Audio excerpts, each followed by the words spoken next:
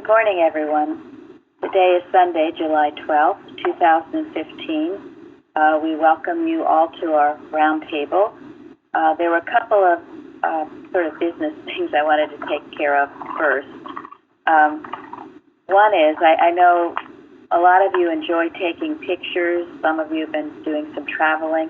So we would very much love if some of the pictures that you take you'd like to send so we can use on our website carousel.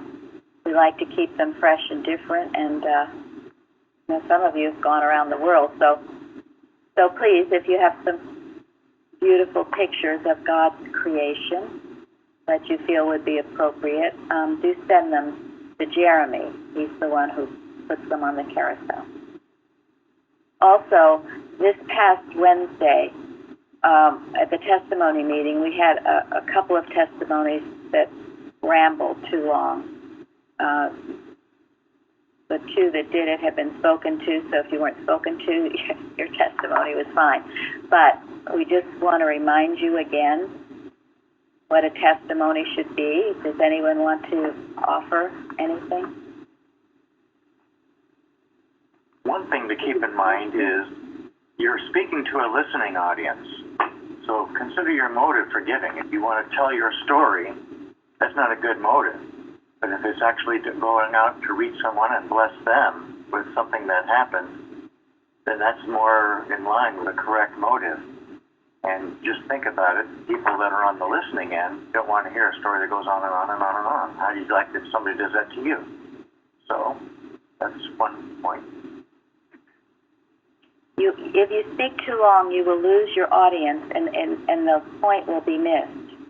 Also, confine it to one healing, because the minute someone will give, perhaps be a good healing, and then they'll say, oh, and another thing happened, and then last week this happened, and you just start going on and on. If several things happen, save it for next week. One healing. Keep it simple. Sometimes the shorter the better. Definitely stay no longer than 4 minutes, and hopefully less. And don't go into so much detail about every little thing that happens. It might be fascinating to you, but it isn't to everybody else. So, and I say this with great love and kindness, and I've told you before, none of us, all of us here, have had to learn what constitutes a good testimony. And over and over and over again, we would be reminded, because sometimes you forget. And this is only said in love. Our meetings go out on YouTube. They're on our carousel. They go all over the world. People are listening to it, and we want it to be of the highest caliber. And that, I don't mean to intimidate you from giving it. If your heart is speaking, then that's all that's necessary, because heart speaks to heart. Anybody else? I think having said that, there should be no fear, too, that you're going to be criticized by sharing what has blessed you to bless others. Yes, that's right. No fear. The only fear is to offend God. And if your testimony isn't up to standard, it is an offense to God. So you should have that fear. Now, if you have great gratitude for the truth that has blessed you, then you have nothing to fear. The world is hungering for the truth that you have to offer. And after saying that, I will say that our testimony meetings, the readings and the testimonies are for the most part absolutely wonderful. Every week I'm amazed. Only God could be doing this and doing this work. Wonderful healing, heartfelt, no pride. Everybody's willing to share. No feeling like, oh, I don't want to tell anyone what happened to me. They're beautiful testimonies. So I thank you very much for that.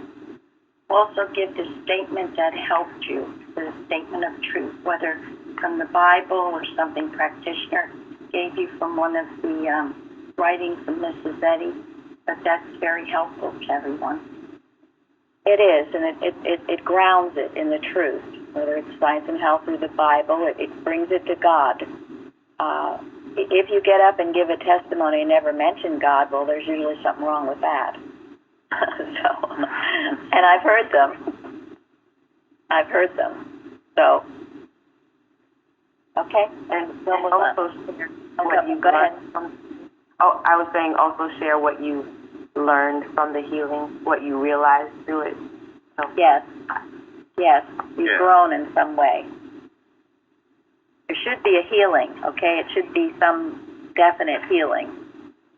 And it's also good to, if there are a lot of testimonies that aren't about physical healing, then sometimes it's good for you, if you realize that, to give one about a physical healing. People are always interested in that. So, anyway, keep all those things in mind, and thank you all for... Most of you do a great job. Yes, you do. Yeah. Just a reminder. The other thing is today the forum was wonderful all week, and I'm probably going to call on some of you to either give your forum submissions or talk about them, especially now since we haven't been doing the Bible study. So, subject today, sacrament. Golden text, 1 Peter. Sanctify the Lord in your hearts. So anyone on that? In a way, this is the theme of the lesson. So what is it? What is this telling us? Make him first, put him first in your heart. Thank you.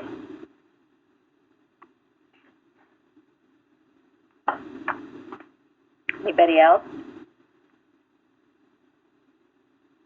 Well, sometimes I think Mrs. Eddy had this subject sacrament for such a specific reason, because I think the general religious thought of sacrament is that you do some outward motion to prove that you're pious. Like you do go through a ceremony where you eat bread and drink wine or whatever, or get baptized in a pool of water by some official. But that outward thing had to be corrected. So we have something like sanctify the Lord God in your hearts is putting in its right place, away from the outward motions into the spiritual realm, getting yourself right with God. That's what God requires. Thank you. That word sacrifice, it means purification, sanctify. The word sanctify means purification, preparing oneself for divine service.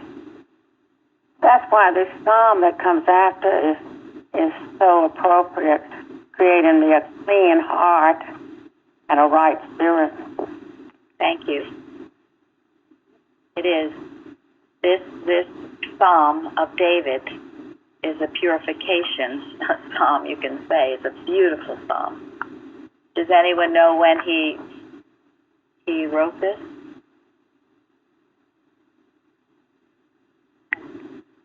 Was it after he was repenting for with the sleeping with the woman that was not his wife? Bathsheba, yes, it was. After he had been talked to by the prophet Nathan. So if any of you feel, that you've committed some kind of a sin or crime or whatever, this is the psalm to turn to. I mean, David had to have been extremely low at that point. He's asking God to renew a right spirit within him. He knew that the right spirit was within him. He had just lost it. And he asked God to restore unto him the joy of his salvation. And to blot out his transgression. Yes, but go ahead, Gary, what were you? To restore something that is his nature, his natural. It is natural that the joy of God's salvation is within each one of us. Sometimes we just need to have it restored. I think it's exactly right. Go ahead. So I was going to say, I think it's a psalm to turn to even when you're feeling just low, because it may not necessarily be that you You are aware that you've done something wrong, but those feelings that come, sometimes you just feel low, and it's a beautiful psalm to just turn to making God holy, feeling, not making him holy in the sense of you're going to make God holy, but recognizing this holiness and revering him and just thanking him with deep gratitude for what he's done for you and everything. I mean, it reaches the heart, that sound. It does. Thank you, Florence. Yeah, because it's a recognition that God is there and that God can do all these things. Sometimes you're right. Sometimes you're feeling low, and sometimes it's just a matter of sort of kind of losing track of God or not feeling his presence. And when you reach out to him with an expectation, then your joy gets restored.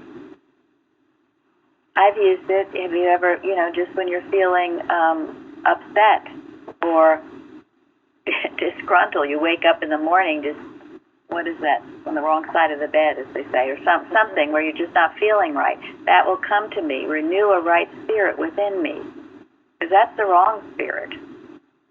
You're feeling negative, all of those things, yes. And then to realize, absolutely, your original state is one of joy and one of peace. You've stepped out of that for some reason, but you can certainly restore and regain it, as the song says. And then there are times when you might feel a little discouraged, wondering if your work is having any effect at all. That's the devil tool, discouragement. And this will blow it away. Yeah, restore unto me the joy of thy salvation. So when you're discouraged, you've lost the joy of the work that you're doing. And God will restore it to you and remind you of his goodness and presence when you seek him with all your heart and soul. And I thought it was really a good sign, and one of the reasons why David is so revered, that he says, "Then will I teach transgressors thy ways, and sinners shall be converted unto thee." Here he was the king, and he saw his primary purpose to teach transgressors God's ways. And he knew he could only do it when he had purified and sanctified himself. It is a tremendous example.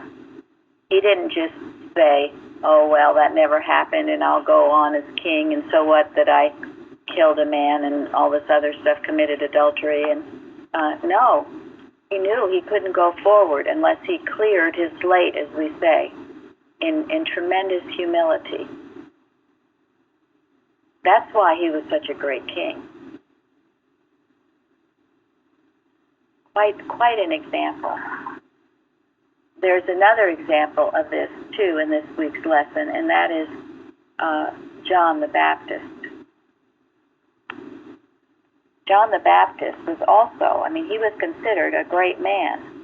It said when he'd been filled with the Holy Ghost from the womb. And he was greatly revered. And yet, what happens in this story, in the lesson?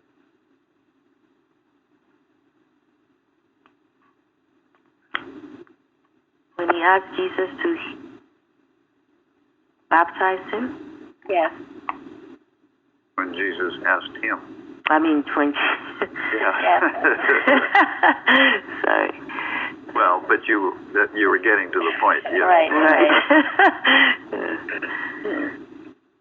And he says, I have need to be baptized of thee, and thou comest to me. That showed what humility he had. He said, I'm the one that you should be baptizing me. And he said this in front of all the people that revered John. He was a humble man to admit that. This is the sign of true greatness. It really is. If anyone you think is great or good doesn't express that humility, then they are not.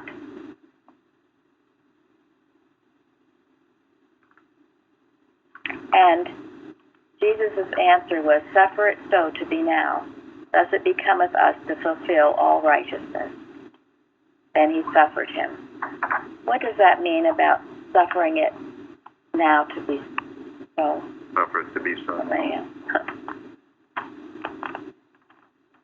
I get the sense of, this is necessary now. This may not be what we think we should do, but it is necessary to do this now. Thank you. I'm bringing this out because this is the wisdom. Wisdom must be in all our actions. If you truly love, you will have wisdom. And we sometimes see, well, you can see it in many places, but if you force something, or as a Christian Scientist, you want to make your point and push it, that can ruin it. It's like a flower unfolding, and you rip the flower open before it has unfolded. Sometimes you just have to let it be for a while. Let God work. You all understand what I'm saying? Yes. Yes. Well, and also, Jesus knew that his mission was to be an example for mankind. He had an audience, if you will, and he respected that. That he was here to help others. He wasn't here for himself or for God. He was here for mankind. And here was John and John's disciples baptizing people. And that was the highest thought on earth at that point. And these were, the best of the best. And Jesus had a mission to lift even their thoughts and to use them to help bless mankind. And it was considered law, like paying your taxes, to be baptized. So he did that. Church law. Yeah, church law. and what happened when he was baptized? They all saw something very special, didn't they? And they heard something very special. Because my beloved son is very thankful for. I am well pleased, yes.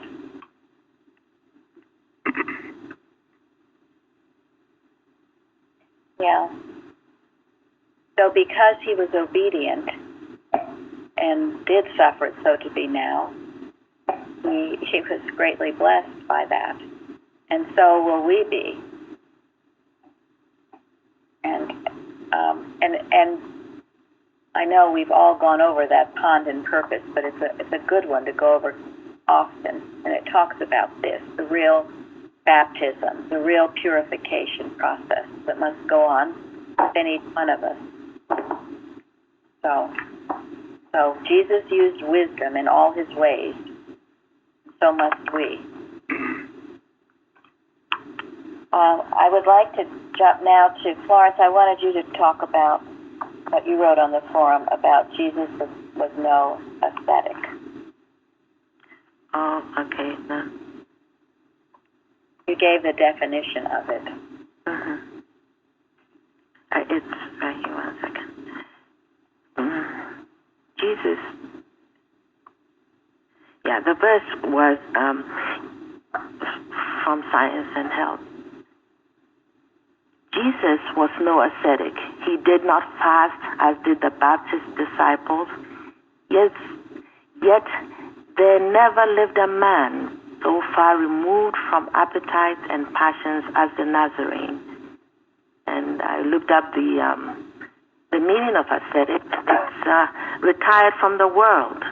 one who retires from the customary business of life and devotes himself to the duties of piety and devotion, a hermit, a recluse. He was among the people. Jesus was going everywhere. I don't think he just kept himself in some room, praying or anything like that. He went there, and the reason why I came to my mind to write it is because this is the work we have to do, like he did. Wherever we are, it's amazing because our work is mental. You can be working everywhere. And I find myself sometimes when I get in touch with like customer service people or, I find myself getting irritated. I'm like, no, what do I do here? This is the test as far as I'm concerned as to how far I've come in practicing this truth. My reactions to these things prove where I am. If I get all angry and stay there, it shows that I'm not doing too well. And so I think it's great that he gave that example of being everywhere and using the truth, seeing only the man that God has created. It's amazing. Thank you. That is just wonderful because I've seen the opposite where people want to just hide in their homes. And it is hiding in their homes and not go out among the people. And sometimes they even code it with the words personal sense, that they don't want to, it's personal sense to go and meet with someone or see someone. And that's why on our carousel this week we've had the article Personality by Mrs. Eddy in Retrospection and Introspection, where she said if someone talks about that too much, they're the ones steeped in personal sense. You need to be out amongst people at times. And that you're right, it's a test. Are you living it? Are you in that right spirit? Or are you getting irritated and annoyed and then just want to go back to your room and not deal with anyone? I know, because I used to be that way. Go ahead. Or are you condemning people even before you get there? I mean, there are certain family members that maybe behave a certain way. So before a gathering, are you already expecting that that's how they're going to behave?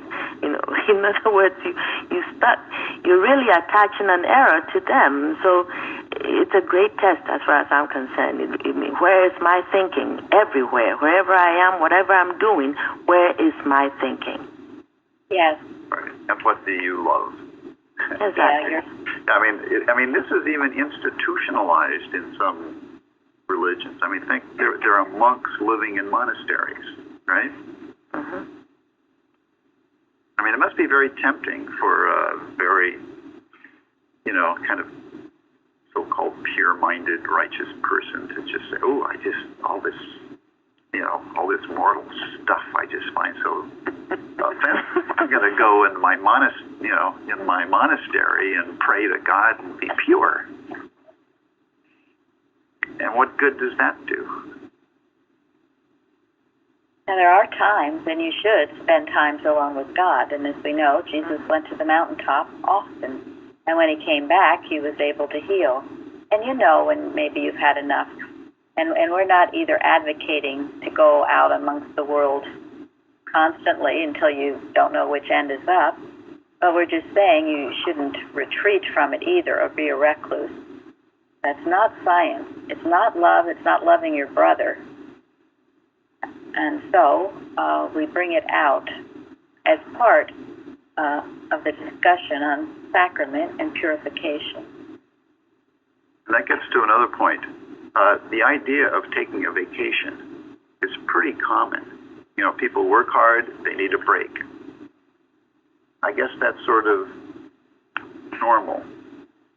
But if you're working in the truth, what should a vacation do for you? And what should you look forward to in a vacation? If you're a real working scientist. I would think it'd bring you closer to God, not farther. I agree. Yeah, because if it doesn't, has it done any good? No. No. No. Now, Mrs. Evans used to talk about vacations as a time to recharge your batteries, your spiritual batteries. You know, refreshment is a divine idea. Back in the beginning, the concept of Sabbath was established at the very beginning of the Bible. It's there for a purpose. Remember the Sabbath to keep it holy. Remember those times to commune with God and refresh your heart with Him. Because those are sacred times. We should have this Sabbath every day. Thank you. At least once a week. Well, and it is watching point 214, in which Mrs. Eddies is quoted on her remarks on travel, which I've given most of you, but it's a good one to be familiar with. And yes, it should be a time you should come back better able to do the work. You shouldn't come back and need a week to recover.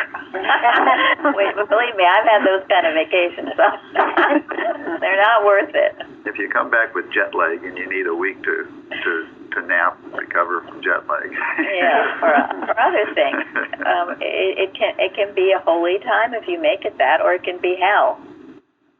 It's all, again, your motive. So now we have the story of the disciples not being able to heal the lunatic, and Jesus telling them that this kind goeth not out but by prayer and fasting. We've talked about this before. Linda did a post on Watching Point from Carpenter, which thoroughly explains it. So, Linda, can you read that for us? Yes. Thank It you. says, error is sustained by mortal mind's belief in it, and truth is put into operation by being brought into consciousness as a reality. Fasting and prayer must mean denial and affirmation, starving error and accentuating truth. You starve error by making nothing of it, by refusing to acknowledge it, think about it, or believe in it. You feed truth and build up a consciousness of good by emphasizing it, affirming it, and trusting in it. Thus we have the perfect rule: starve error by seeing its nothingness until it falls and is self-destroyed from lack of support. Build up a consciousness of good until it becomes so real to you that you can feel its presence constantly. Trust in it as a power outside of yourself which you reflect, and know that it is operating in the world and through you by your reflection of it. That was it. Do you know the number of that Watching Point? No, but I can probably find it in a minute, so I'll look it up while you... Okay. So I used to wonder about that. I mean, years ago, before I knew the answer, I thought fasting, you know, what you think fasting is, you don't eat and all of that stuff. But this is the perfect answer. It's the truth, and it aligns perfectly with everything Mrs. Eddy has given us. You starve the error. You don't think about it. You stand porter at the door of thought, as Mrs. Eddy says. And as you do that, and you bring in truth into your consciousness and declare the truth, that's something, staff to lean on. It's something that you have. And that is the truth. And that will heal the situation. Because whatever the situation is, it is mental. It is not physical. When you get it straight in your thought, your body, your finance, your emotions, whatever else needs correcting will adjust itself. Any comments or questions? Let's get specific. Starving error. What kind of errors need to be starved? What are we talking about here? Resentment, fear. All error. Yeah.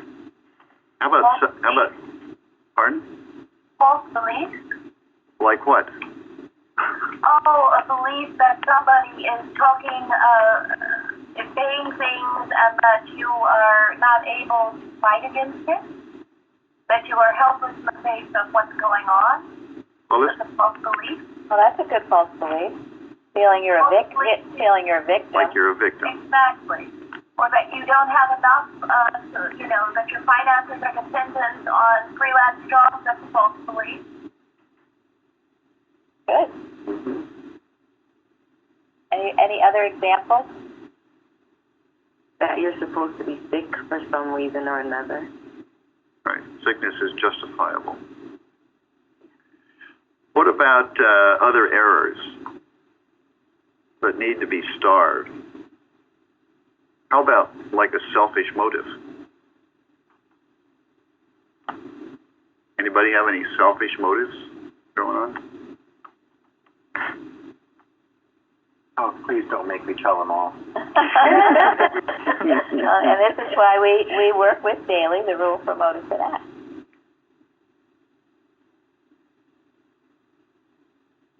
Well, let's. Do you want to say anything more? Because this is a segue into the next story. Before you go, that was watch number 87. 87 on prayer and fasting. Thank you, Linda. Yeah. Thank you. What about the children of Zebedee? What kind of motives did they have?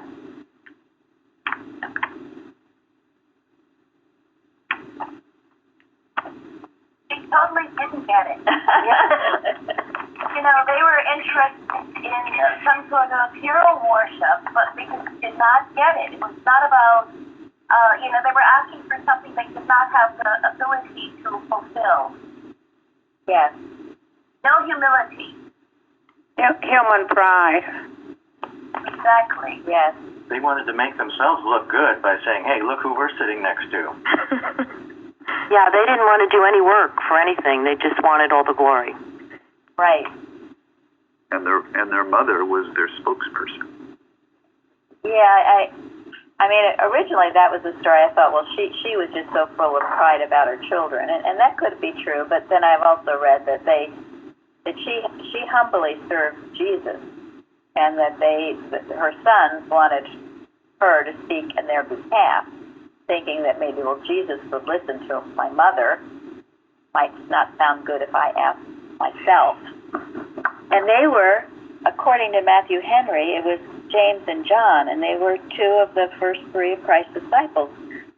Peter being the third. They were good disciples. I mean, good, relatively speaking. But to ask for this, they had no understanding about where Jesus was or what it took to get there.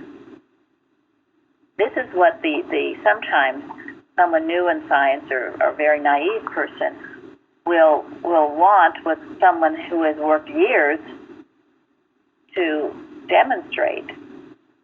And they think, well, it looks easy, just like you watch an ice skater and think, oh, wow, that looks easy, and then you go on the ice and you fall flat on your face. It's not easy. It didn't just happen. So be careful about that. And I have seen it, because it will operate in churches where people want positions. It's human competition, too. It is, and there was more of that, too, because how did the other disciples react at that request? They were furious. They were furious. And not because it was a stupid request, but why? We put them down. I mean, they thought they were that good. That's right. You know, there was another time when Jesus knew, without them actually speaking in his earshot, that they were contending among themselves who was going to be the greatest. You know, this is an error, and probably And it's common. common among humanity, but it is an error. Jesus knew. He says, what were you talking about back there? Finally confessed. It's one really to watch out for, because it is common everywhere. It's common in business and common, but unfortunately, it also can be common in church. It shouldn't be. If you know anything about science at all, you shouldn't seek positions. And you know, when Christ said something about that, in the end, after they asked him, or Peter asked him, what will we get from, if we are good and we're your disciples? And he said, you'll be at the head of the tribes of Israel and so on. I can't quote it. But in the end, at the very end, he said, but the first shall be last and the last shall be first. Yes. That made a real impression. It was his point, the greatest shall be the servant. So it gives an idea who's got the clean heart. Matthew Henry said that these they imagined, these disciples, James and John, they imagined their warfare was over when it had just begun. They thought, oh, well, we left our fish and nets, and so now what's in it for us? We took the first step, so what do we get in return? Watch out for that kind of thought. Because I hear it, and I'm sure Florence does too, in the practice where, you take a few days where you're thinking correctly or you're doing whatever, and so how come I haven't gotten this, that, and the next thing? Wait a minute, holy Moses! It's not up to you, my friend. Yeah, I mean, it's such an offensive demand, really. I mean, who are you talking to? Exactly.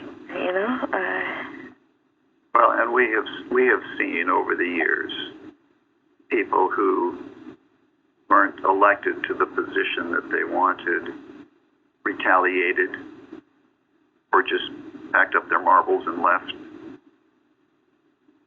Yeah, I had forgotten, and maybe I mentioned this, but this was a small church. It's now closed, but they had, I guess it was some rich man who wanted to be on the board or wanted to be something, and when he wasn't elected, he started his own church.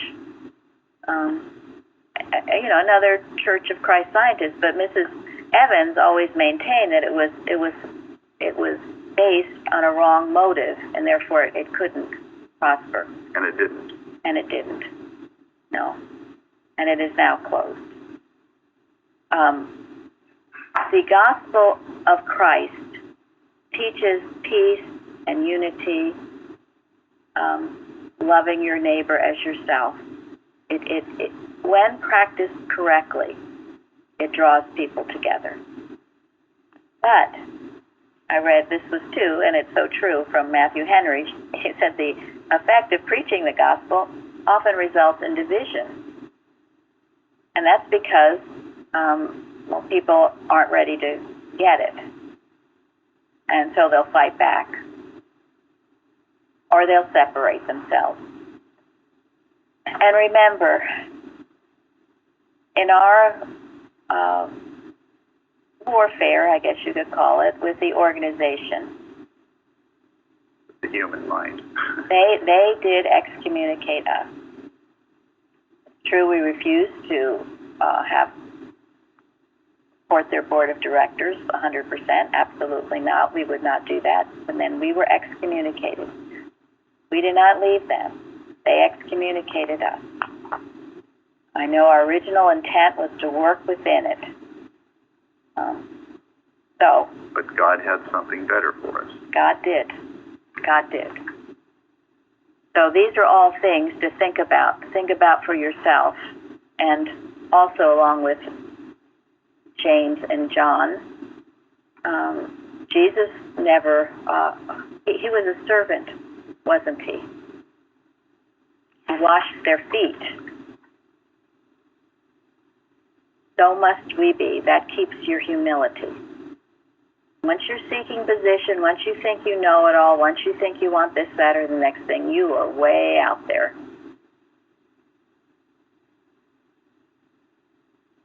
In the story of David, King David, we talked about his humility. When he was being pursued by Saul was trying to kill him. David had many chances to kill Saul. David never promoted himself. He never promoted himself. God promoted him.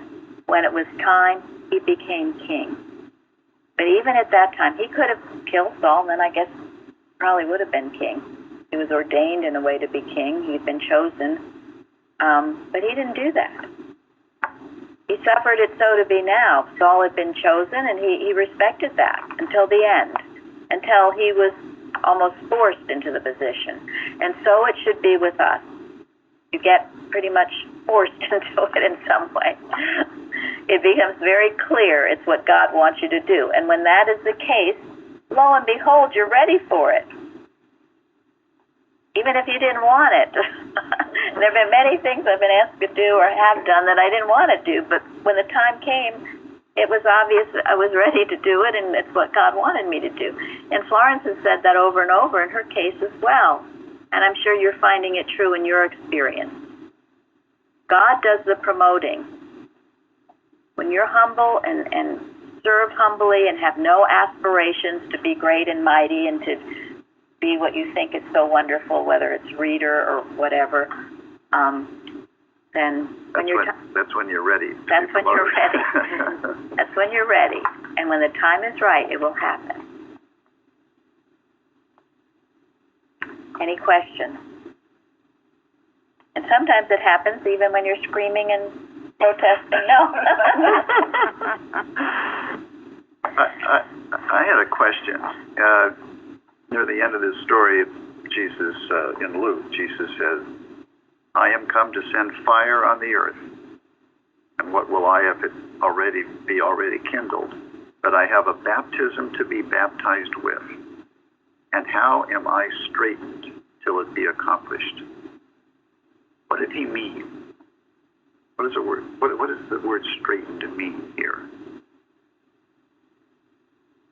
What's he telling us? I would say purified.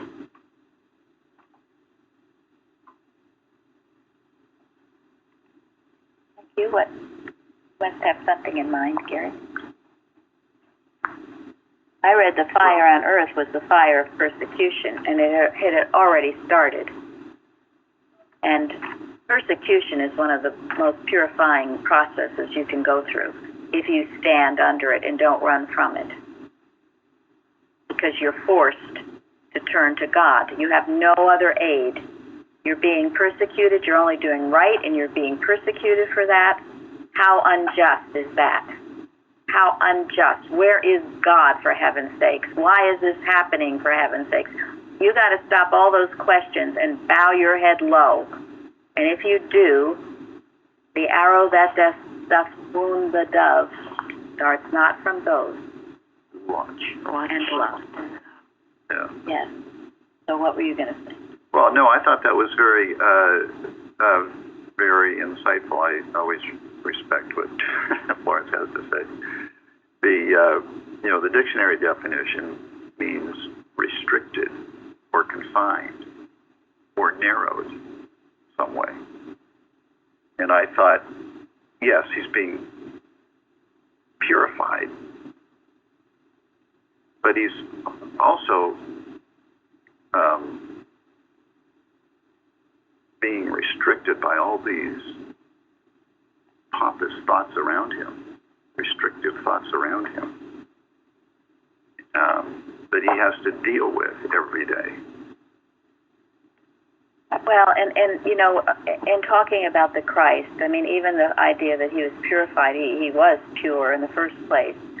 So, to that degree, I think the persecution follows the best. Because even though where was there any tiny thing that he'd ever done, and yet he was persecuted for it. That to me is the greatest example. And it will come to some degree on his followers in various ways, and I'm sure some of you have come upon it. And that's the cup, because he had to, Mrs. Eddy says, he had to rebuke sinners pointedly and unflinchingly, and that often results in persecution. And you have to, and it's not people that you're rebuking; it's an error, and you've got to do it, or it'll get you. Just the way of it. And as you do that, you will be persecuted, and if you grow from it, you will shed a lot of mortal mind thinking and be much freer than you've ever known possible. The next section, Connie wrote about on the forum. So, Connie, would you read what you wrote about on 1 Corinthians? Ooh, read it. Wait a minute. Well, read it, tell about it, however you want. Summarize it. Summarize it. Oh, okay.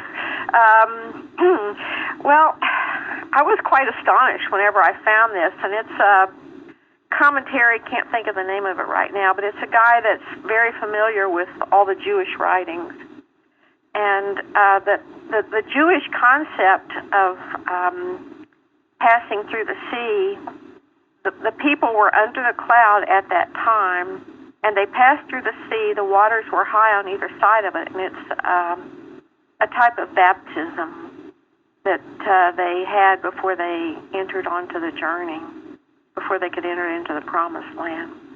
And the cloud, I always had this idea of the cloud from a Cecil B. DeMille movie I saw, where the people were trudging along, and there was this big old cloud, almost like a tornado out of the sky, that would lead them, and that's how they knew where to go. But the cloud was all around them. It was over them, around them, and under them. It went before them to clear the way. And, well, of course, it's the Christ, and that's where we are.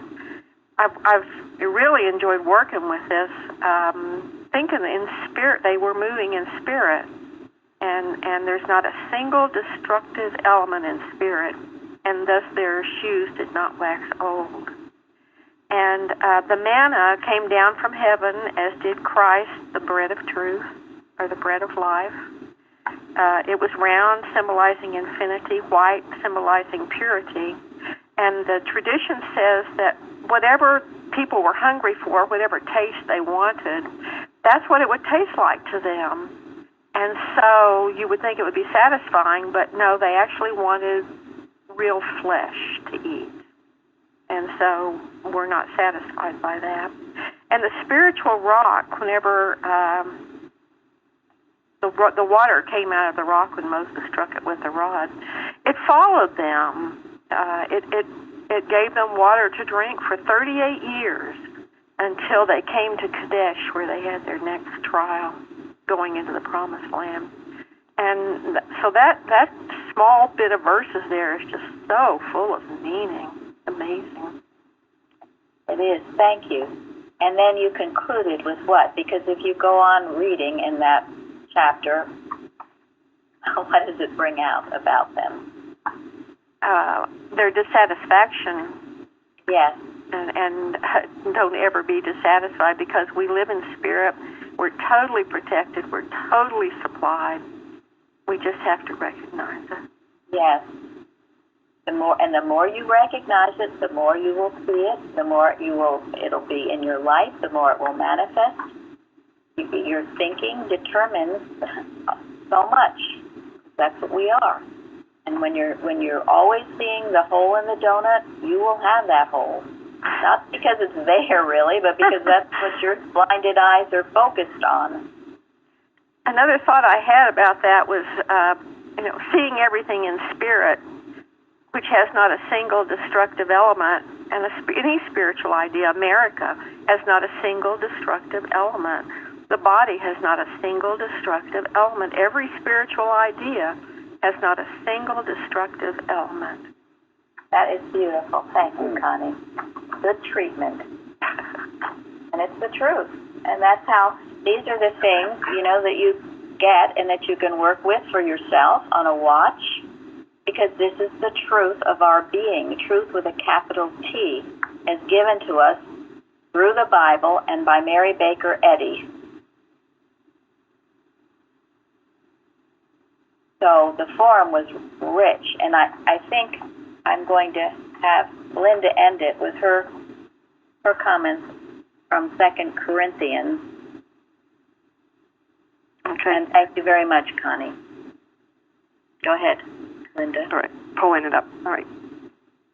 So it was from the quote that said, "Known Christ after the flesh. Paul, before his conversion, had looked for a temporal reigning, not a spiritual Messiah. The whole ceremonial law is at end. This is really no different than using God to make our lives comfortable rather than to be made new. We cannot drink of Christ's cup in this attitude because it lacks true love, honesty, and willingness to work." And then he continued that quote. It says, "Therefore, if any man be in Christ, he is a new creature. Old things are passed away." Old things are passed away. The old course of living, the old way of serving God, whether among Jews or Gentiles, the old legal righteousness, old companions and acquaintances are dropped, and all external things as riches, honors, learning, knowledge, former sentiments of religion are relinquished. Behold, all things are become new. And then this is a quote from, do you want me to read Gil's exposition? Or is Sure, that go enough? ahead. Okay, this is from Gil's exposition. All the shadows of it are fled and gone. There is no more serving God in the oldness of the letter, but in the newness of spirit. All the former idols he worshipped he turns from, and his language is, what have I to do any more with idols? Or what agreement hath the temple of God with idols? All former sacrifices, superstitious rites, and ceremonies, which with he worshipped them, are relinquished by him, with all the heathenism, customs, rules, and methods of conduct he had been used to. Behold, all things are become new. Thank you. It's a good thought to end on, the sanctification process, what that requires. Certainly giving up, seeking Jesus or seeking anything in the flesh, personality, personal sense, seeing it that way, rather than seeing the Christ idea. Seeking it for, as James and John did, what are you going to get from it, instead of a pure motive. And to be willing to get rid of the old man and to be renewed with the new. So, thank you all. So let's go bring in the millennium. Yeah, let's go. It ends with bringing in the millennium. If we do all this, we will bring in the millennium. So let's get to it. So, thank you all. We'll have a good service. Thank you. Thank you. Great.